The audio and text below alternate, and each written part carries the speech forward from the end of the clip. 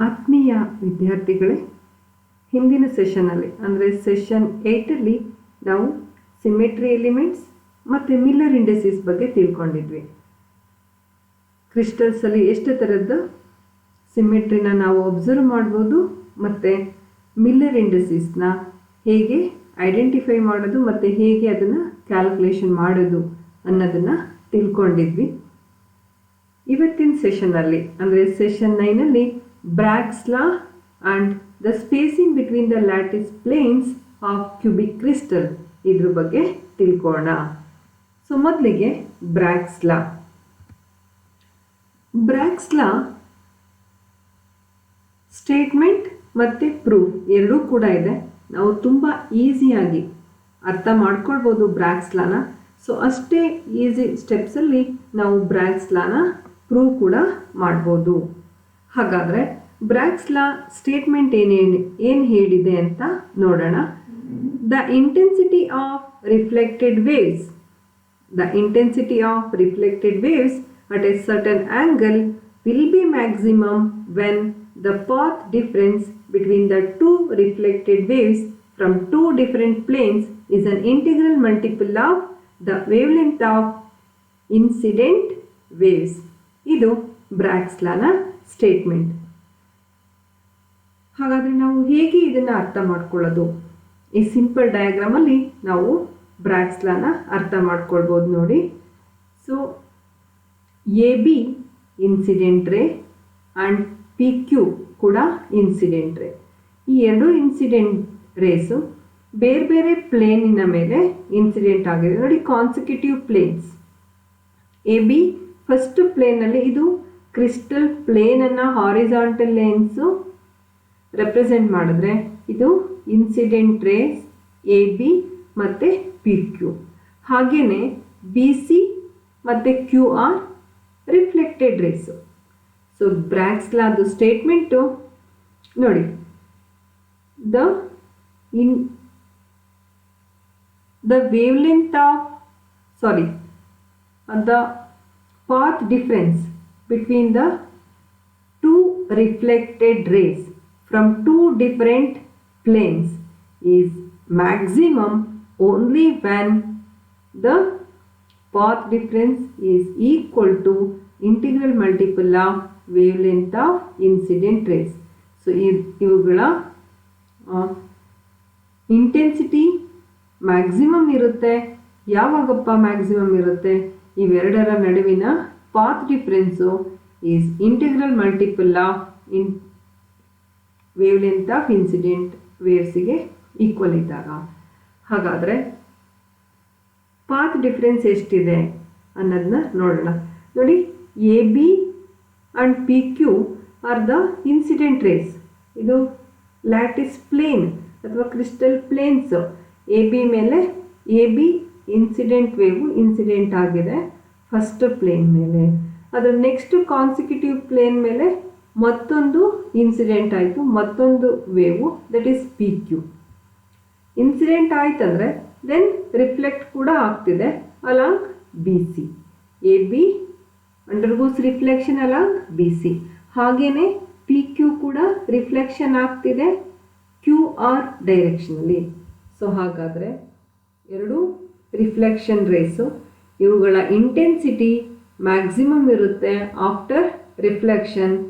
ಯಾವಾಗಪ್ಪ ಅಂದರೆ ಇವುಗಳ ನಡುವೆ ಇರೋ ಈ ಎರಡೂ reflected rays from the two different planes, ಇವೆರಡರ ನಡುವಿನ path difference integral multiple of wavelength of incident ವೇವ್ಗೆ equal ಇದ್ದಾಗ ಅಷ್ಟೇ.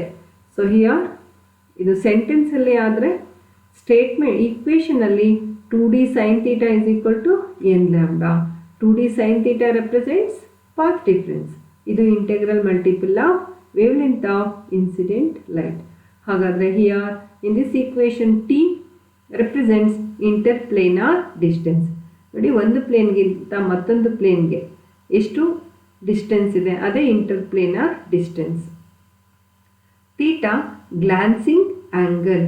ಹಾಗಾದರೆ glancing angle is nothing but angle made by the incident ray with the crystal plane ಅಷ್ಟೇ. Then lambda ಗೊತ್ತಿದೆ, wavelength of incident X rays. Then N represents order of the reflection. ನೀವು 1 2 3 ಅಂತ ತಗೊಳ್ಬೋದು. So ಇದಿಷ್ಟು statement. Next ಇದನ್ನು prove ಕೂಡ ಮಾಡ್ಬೋದು.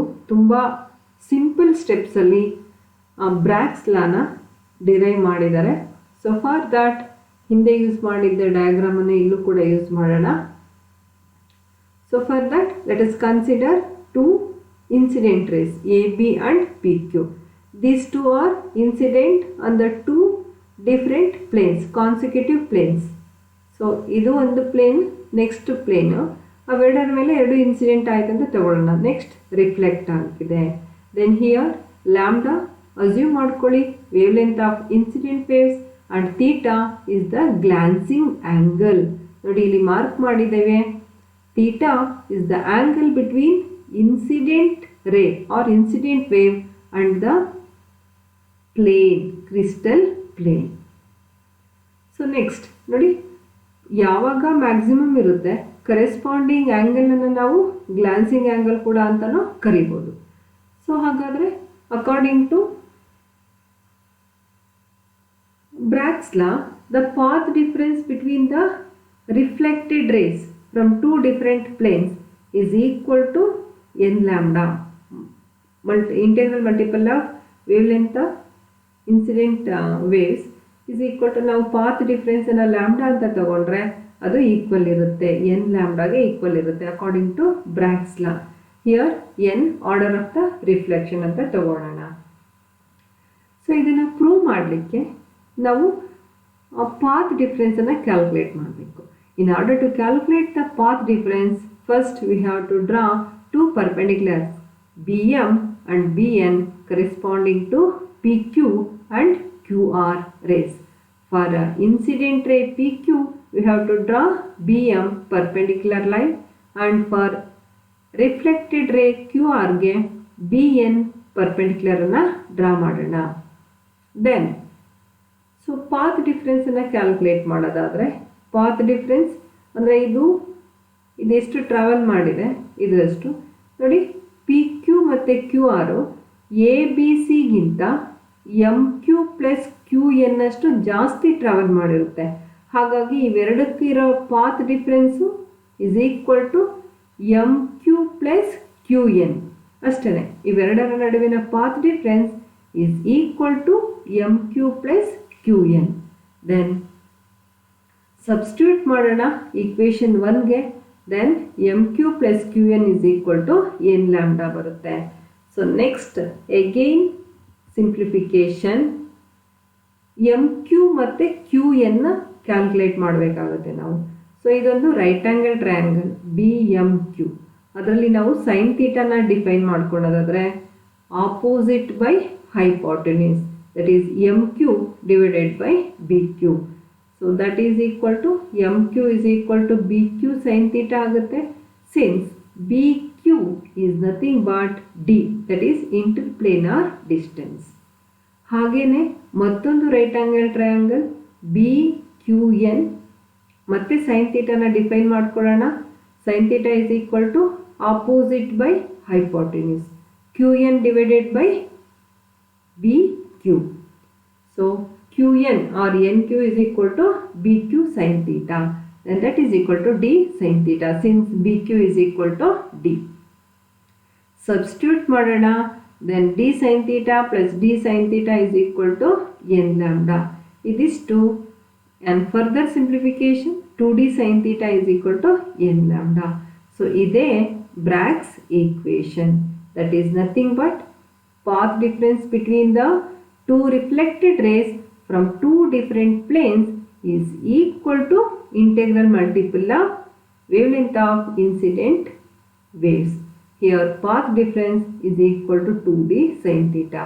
Here ಈ ಆಂಗಲ್ ಕೂಡ ಥೀಟಾ ಆಗಿರುತ್ತೆ, ಇದು ಆಂಗಲ್ ಥೀಟಾ ಇದ್ರೆ ಅದನ್ನು ಕೂಡ ನೀವು ನೋಡ್ಬೋದು. ಇದಿಷ್ಟು ಬ್ರಾಗ್ಸ್ ಲಾ ಬಗ್ಗೆ. ನೆಕ್ಸ್ಟ್ ನಾವು expression for spacing between the lattice planes of cubic crystal ಇದನ್ನು ನೋಡೋಣ. ಸೊ ಇದು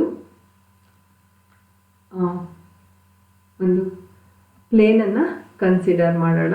ಎ ಬಿ ಸಿ ಇದು ವರ್ಟಿಕಲ್ಲಾಗಿ ಕೂಡ ಬರಿಬೋದು, ಆದರೆ ಇಲ್ಲಿ ಒಂದು ಸ್ವಲ್ಪ ನಾವು ಇಮ್ಯಾಜಿನ್ ಮಾಡ್ಕೊಳ್ಬೇಕಾಗುತ್ತೆ ಕೆಲವೊಂದು ಲೈನನ್ನು ಈ ಡಯಾಗ್ರಾಮಲ್ಲಿ. ಹಾಗಿದ್ರೆ ಇಸ್ ಎ ಬಿ ಸಿ ನೋಡಿ, A B C is the plane, crystal plane or lattice ಅಂತ ಅಸ್ಯೂಮ್ ಮಾಡಿಕೊಂಡ್ರೆ that is nothing but one of the plane. So ಹಾಗಿದ್ರೆ ಮತ್ತೆ ಪಾಯಿಂಟ್ ಓ ಇಂದ ಈ ಪ್ಲೇನ್ಗೆ ಓಕೆನಾ ಎಷ್ಟು ಡಿಸ್ಟೆನ್ಸ್ ಇದೆ ಅಥವಾ ಸಪ್ರೇಷನ್ ಡಿಸ್ಟೆನ್ಸ್ ಅನ್ನೋದನ್ನು ಕ್ಯಾಲ್ಕುಲೇಟ್ ಮಾಡಬೇಕು.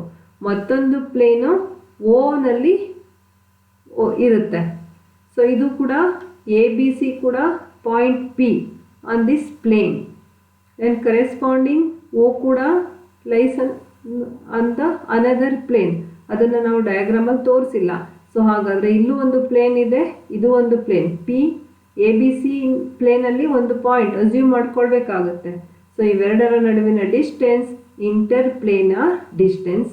ಆ O P value interplanar distance ಎಷ್ಟಿದೆ ಅನ್ನೋದನ್ನು ನಾವು ಕ್ಯಾಲ್ಕುಲೇಟ್ ಮಾಡದೆ expression for spacing between the lattice planes of cubic crystal.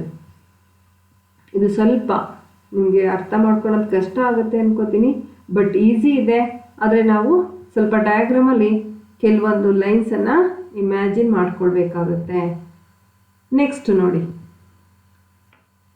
ಈ ಸಪರೇಷನ್ ಡಿಸ್ಟೆನ್ಸನ್ನು ಕ್ಯಾಲ್ಕುಲೇಟ್ ಮಾಡಲಿಕ್ಕೆ ನಾವು ಮಿಲ್ಲರ್ ಇಂಡಸ್ಟ್ರೀಸ್ನ ಅಸ್ಯೂಮ್ ಮಾಡ್ಕೊಳ್ಳೋಣ. So for this plane A B C ಪ್ಲೇನ್ಗೆ Miller indices H K L ಆಗಿರುತ್ತೆ. In case H K L ಆಗಿದ್ರೆ Miller indices of the plane A B C, then perpendicular line OP is drawn to the plane so that it represents interplanar distance. ನಾನು ಆವಾಗಲೇ ಹೇಳ್ದಂಗೆ so point ಓ ಕೂಡ ಒಂದು ಪ್ಲೇನಿನ ಇರೋ ಒಂದು point ಆಗಿರುತ್ತೆ. Corresponding A B C ಪ್ಲೇನಲ್ಲಿ ಒಂದು ಪಾಯಿಂಟ್ ಪಿ ಅನ್ನು ಅಸ್ಯೂಮ್ ಮಾಡ್ಕೊಳ್ಳೋಣ. So then this distance is in turn equal to distance between the two planes ಆಗಿರುತ್ತೆ. So one of the plane is ABC and Miller indices, values of Miller indices are HKL. Then corresponding alpha, beta and gamma are the interfacial angles. Alpha that is along x axis. ನೋಡಿ x axis ಇಲ್ಲಿದೆ ಅಂದರೆ x axisಗೂ ಮತ್ತು ಈ line ಇದೆಯಲ್ಲ ON line R OP ಅದಕ್ಕೆ ಇರೋ angle. Then beta y and this line OP. ಹಾಗೆಯೇ gamma OP line or ON line ಮತ್ತು ಕರೆಸ್ಪಾಂಡಿಂಗ್ z ಆಕ್ಸಿಸ್. ಹಾಗಿದ್ರೆ ದೆನ್ ಇಂಟರ್ಸೆಪ್ಟ್ಸ್ ಯಾವುದಕ್ಕೆ ಈಕ್ವಲ್ ಇರುತ್ತೆ ನೋಡಿ. Intercept OA actually is equal to A/H. Then ಹಾಗೆಯೇ O B is equal to B/K. Actually ಇಲ್ಲಿ B ಕಾಣಿಸ್ತಾ ಇಲ್ಲ, ನೀವು ಬಿಯನ್ನು ಬರ್ಕೊಳ್ಬೇಕಾಗುತ್ತೆ. ಹಾಗೆಯೇ O C is equal to C/L. These are the intercept A/H, B/K and C/L. So then next ಹಾಗೆಯೇ ಇದೇ ಡಯಾಗ್ರಾಮ್ಗೆ ಹೊಂದ್ಕೊಂಡಂಗೆ ಕಾಸ್ ಆಲ್ಫಾ, ಕಾಸ್ ಬೀಟಾ ಮತ್ತು ಕಾಸ್ ಗಾಮನ ನಾವು ಡಿಫೈನ್ ಮಾಡ್ಕೊಳ್ಬೇಕಾಗುತ್ತೆ. ಸೊ ನಾನು ಅದಕ್ಕೆ ಹೇಳಿದ್ದು ಕೆಲವೊಂದು ಲೈನನ್ನು ನಾವು ಇಮ್ಯಾಜಿನ್ ಮಾಡ್ಕೊಳ್ಬೇಕು. So cos alpha, here cos alpha is equal to adjacent by hypotenuse. So adjacent is O P and hypotenuse is corresponding O A ಆಗಿರುತ್ತೆ. ನೋಡಿ ಈ ಲೈನನ್ನು ನಾವು ಇಮ್ಯಾಜಿನ್ ಮಾಡ್ಕೊಬೇಕಾಗುತ್ತೆ ಎ ಪಿ. ಸಿನ್ಸ್ ಇದೊಂದು ರೈಟ್ ಆ್ಯಂಗಲ್ ಟ್ರಯಾಂಗಲ್, ಈ axis O P actually perpendicular ಆಗಿರುತ್ತೆ, but ಡಯಾಗ್ರಾಮಲ್ಲಿ ನಮ್ಗೆ ಅನ್ನಿಸ್ತಿಲ್ಲ, ಆದರೆ ಇದು ಪರ್ಪೆಂಡಿಕ್ಯುಲರ್ ಆಗಿರುತ್ತೆ ಇದಕ್ಕೆ. So cos alpha is equal to opposite adjacent by hypotenuse. Adjacent is O P and hypotenuse is O A. ಅದೇ ಥರ ಕಾಸ್ beta, cos beta again OP is nothing but adjacent, then OB is the hypotenuse. Then cos gamma OP is the adjacent, OC represents hypotenuse. ಅಂದರೆ ಒಂದು right angle ಟ್ರಯಾಂಗಲನ್ನು corresponding 3 ಪಾಯಿಂಟಲ್ಲಿ ನಾವು assume ಮಾಡಿಕೊಂಡು cos alpha, cos beta, cos gamma ವ್ಯಾಲ್ಯೂಗೆ ಬರ್ಕೊಳ್ಬೇಕು. OA ಹಿಂದೆ ನಾವು ಹೇಳಿದ ಥರ A/H, ಹಾಗೆಯೇ ಕರೆಸ್ಪಾಂಡಿಂಗ್ OB ದೆನ್ OC ವ್ಯಾಲ್ಯೂನ ಸಬ್ಸ್ಟಿಟ್ಯೂಟ್ ಮಾಡಿ ದೆನ್ ಸಿಂಪ್ಲಿಫೈ ಮಾಡಿದ್ರೆ cos alpha is equal to HD/A, cos beta is equal to K into D divided by B and cos gamma is equal to LD divided by C ಆಗಿರುತ್ತೆ. So just ಇದ್ರ substitution ಮಾಡಬೇಕು. For orthogonal coordinates ನಾವು ಐಡೆಂಟಿಟಿಯಿಂದ ಇದು cos square alpha plus cos square beta plus cos square gamma is equal to 1 ಇದೆ. Then ಕಾಸ್ ಆಲ್ಫಾಗೆ corresponding ಹಿಂದೆ ಏನು calculate ಮಾಡಿದ್ವಿ ಅದನ್ನು ಸಬ್ಸ್ಟಿಟ್ಯೂಟ್ ಮಾಡಿ then simplify ಮಾಡೋಣ. again just simplification, d square is equal to 1 divided by this term. so d is equal to 1 divided by h square by a square plus k square by b square plus l square by c square ಆಗಿರುತ್ತೆ.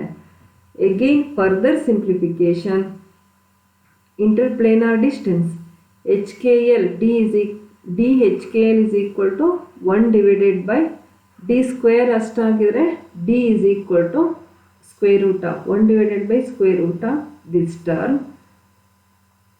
Actually for cubic structure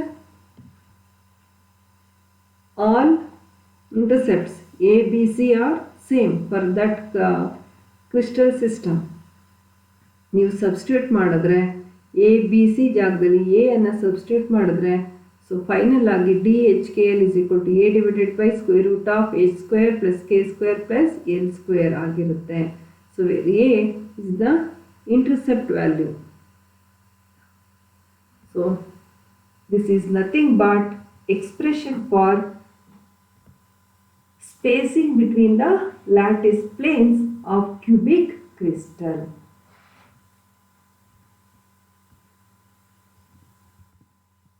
so ಇದಿಷ್ಟು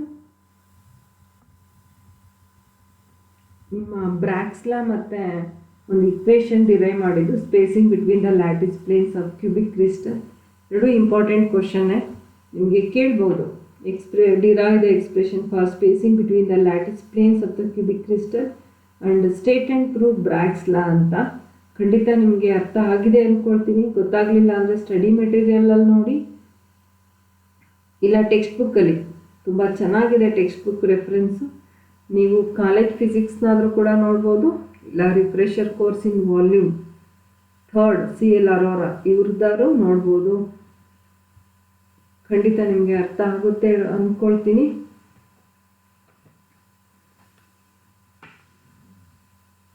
thank you.